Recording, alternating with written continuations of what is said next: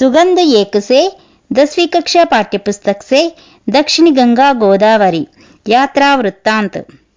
यात्रा वृत्तांत परिभाषा किसी दर्शनीय स्थल से संबंधित अपनी यात्रा की अनुभूतियों को रोचक और ज्ञानवर्धक ढंग से प्रस्तुत करना ही यात्रा वृत्तांत है। लेखक परिचय। इस वृत्तांत का लेखक काका कलेलकर। इनका जीवन परिचय। इनका पूरा नाम दत्तात्रेय बालकृष्ण कलेलकर है। इनका जन्म सन 2885। मृत्यु 21 अगस्त सन 1981। इनका जन्म स्थान महाराष्ट्र राज्य में सतारा गांव। इनकी मुख्य रचनाएं संस्मरण, यात्रा, सर्वोदय, हिमालय, प्रवास, लोकमाता, जीवन लीला, बापू की झकियां, जीवन का काव्य, उस पार के पड़ोसी आदि। विशेषताएं। इन्होंने आजीवन गांधीवादी विचारधारा का पालन किया। इन्होंने हिंदुस्तानी प्रचार सभा वर्धा के माध्यम से हिंदी की खूब सेवा की। वे राज्यसभा के सदस्य भी रह चुके हैं। दक्षिण गंगा गोदावरी सप्तसरिता रचना से लिया गया है। दक्षिण गंगा गोदावरी विषय प्रवेश। चेन्नई से राजमहेंद्री जाते हुए बिजवाड़े से आगे सूर्योदय हुआ। बरसात के दिन थे। जहां तहां विविध चटावाली हरियाली फैल रही थी। पूर्व की तरफ एक नहर रेल की पटरी के किनारे किनारे बह रही थी, पर किनारे ऊंचे होने के कारण पानी हमें कभी कभी ही दिख पड़ता। सिर्फ तितली की तरह अपने अपने पाल कतार में खड़ी हुई नौकाओं पर ही हमें नहर का अनुमान करना पड़ता था। बीच बीच में छोटे छोटे तालाब भी मिलते।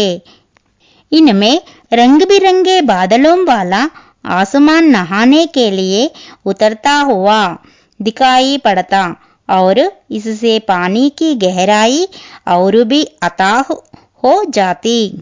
कहीं कहीं चंचल कमलों के बीच खामोश खड़े हुए बगलों को देखकर सवेरे की ठंडी ठंडी हवा का अभिनंदन करने को मन मचल पड़ता। इस तरह कविता प्रवाह में बहकर जाते हुए कोवूर स्टेशन आ गया। मन में यह उमंग भरी थी कि अब यहाँ से गोदावरी मैया के भी दर्शन होने लगेंगे। पुल पर से गुजरते समय दाएं देखे या बाएं, हम उसी उदेड़बुन में थे। पुल आ गया और बागमती गोदावरी का अत्यंत विशाल पाट दिखाई पड़ा। मैंने गंगा, सिंधु, सोनभद्र, ऐरावती जैसी महानदियों के विशाल प्रवाह भरकर देखे हैं। बिजवाड़े में कृष्णा माता के दर्शन पर मैं गर्व करता रहूंगा, लेकिन राजमहेंद्री के आगे गोदावरी की शान शौकत कुछ निराली ही है। इस जगह पर मैंने जितने भव्य काव्य का या प्रकृति के टाट बाट का अनुभव किया, उतना शायद ही कहीं दूसरी जगह किया हो। पश्चिम की तरफ नजर फैलाई तो दूर दूर तक पहाड़ियों की श्रेणियां नजर आई। आसमान में बादल गिरे रहने से सूरज की धूप का कहीं नमो निशान तक न था। बादलों का रंग सावला होने के कारण गोदावरी के धूली दूसरित मटमैले जल की जाई और भी गहरी हो रही थी। ऊपर की और नीचे की जाई के कारण इस सारे दृश्य पर वैदिक प्रभाव की शीतल और स्निग्ध सुंदरता छाई हुई थी।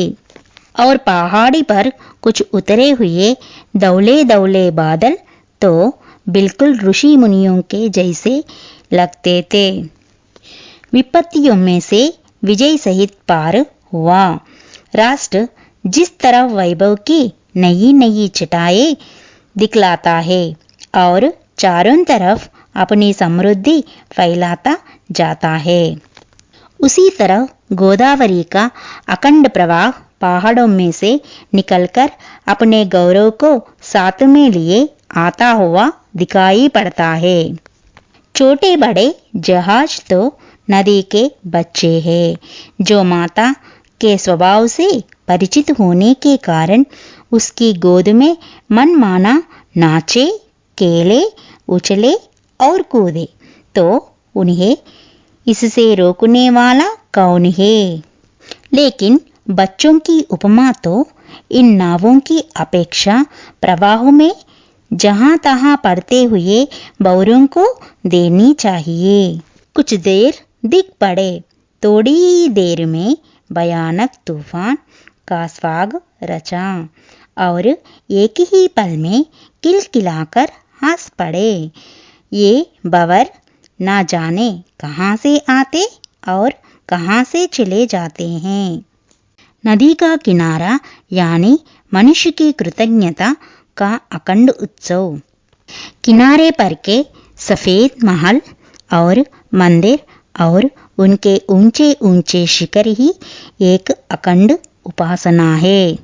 परंतु इतने ही से काव्य संपूर्ण नहीं हो जाता।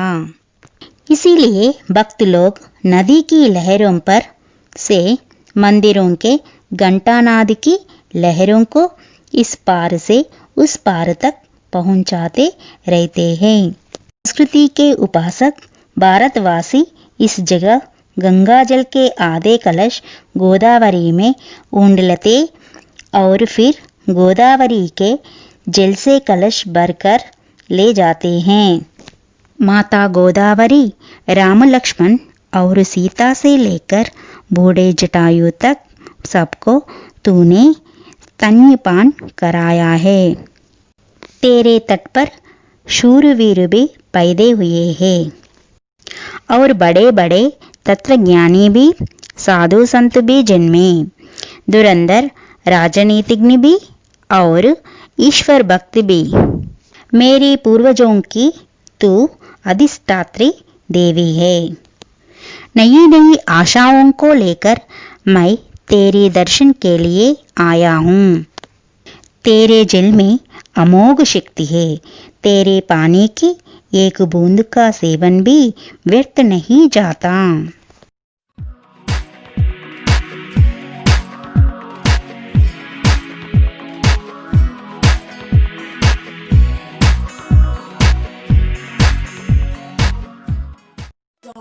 Stop.